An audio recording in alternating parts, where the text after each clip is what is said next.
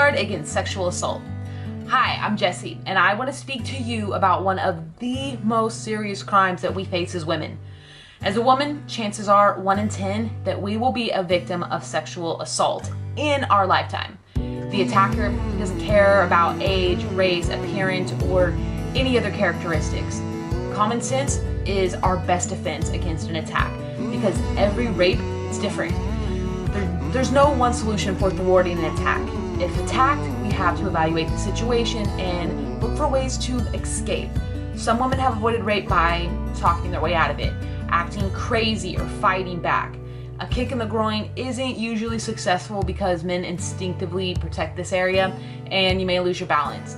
If you decide to respond physically, remember that your first priority is to get away. Act quickly and decisively to throw the attacker off, to throw them off guard while you escape.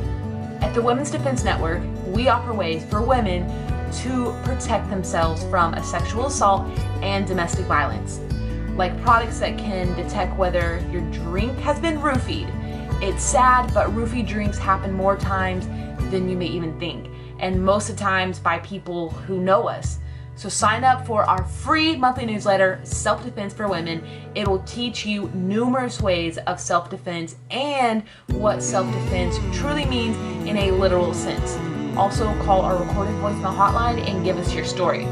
You will remain anonymous and your story in your words will be added to our website and our newsletter.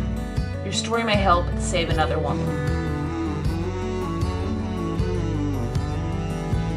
I was 22 when I was raped. I was 19. I was 20. I didn't report it for, 1,000 reasons, a million reasons.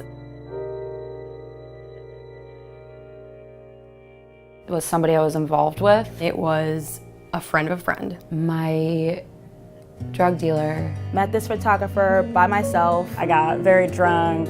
I met some guy in this bar. He started trying to kiss me and I said no. He takes my left leg and raises it on his shoulder. He went to put his hand in my panties and I tried to kind of deflect his hand, and that's when he slapped my hand away. I blacked out. I was fighting pretty hard at this point, just saying no, please don't, please don't. I came to, internally I was shaking. I was really trying to look as calm as possible. And I could tell that something that I hadn't wanted to happen happened. He held me down and he forced himself inside me. I was being pleasant and nice just so I could remain safe and get out of there. And I kind of just ran out into the street with my pants on inside out and my shoes off. And he sat up and he looked at me, and that was, I guess, the scariest moment for me because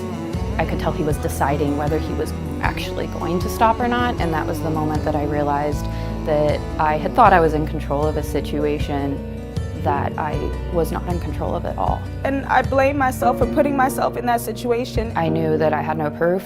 I could hear people's judgment saying, well, why did you do that? It was your fault. I was still in physical pain from this and sitting there going, oh, well, no one's gonna believe me. It was my word against his. Everyone was just gonna go, this girl just, slept with this guy and changed her mind. I wasn't the perfect victim.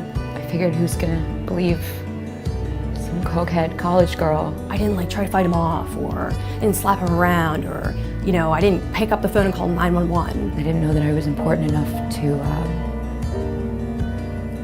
draw boundaries around what people could and couldn't do with my body. Who wants to come forward with the literal most violating thing that can happen to you, relive it, and then have people telling you that you're making it up? I thought I would just be better off trying to put this behind me. I couldn't imagine pressing charges and then having to sit in a courtroom and look at his face over and over. I thought, well, that's giving him what he wants. I'm spending more time on him, or spending more energy on this. I imagine, and I think rightfully so, that it would have been more traumatizing for me in many ways had I reported it.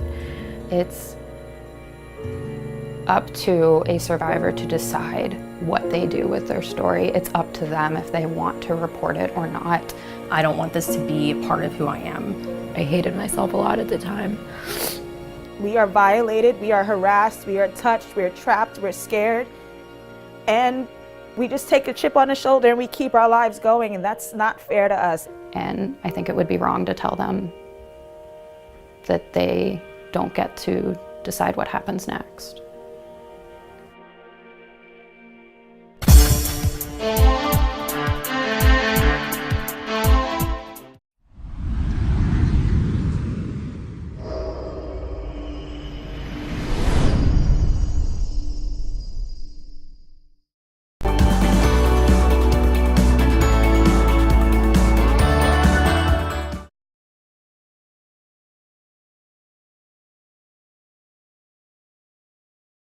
Go to our website for your free copy of our Women's Self-Defense book. We call CM2CYA. Countermeasures to cover your ass. Countermeasures to cover your ass. Get your free copy today.